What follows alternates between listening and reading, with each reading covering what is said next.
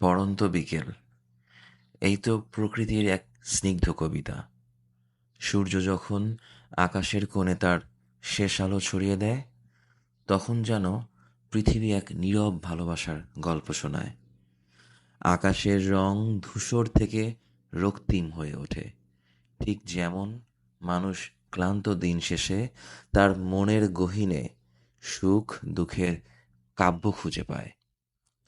হালকা বাতাসের ছোঁয়ায় পাতা যখন নীরবে নাচে, তখন মনে হয় জীবনের প্রতিটি পরিণতি হয়তো এমনই, নীরব কিন্তু অপার সৌন্দর্যে ভরা। পড়ন্ত বিকেল আমাদের শেখায় শেষ মানেই শেষ নয়, বরং এটি এক নতুন শুরুর প্রতিশ্রুতি।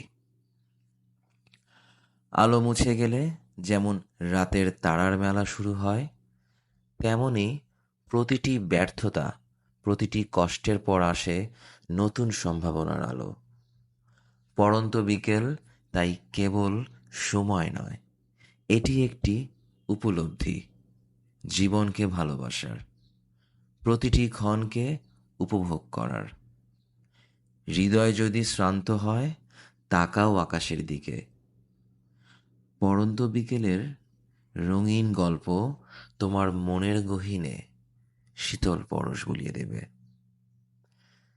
সবাইকে পড়ন্ত বিকেলের শুভেচ্ছা থাকলো।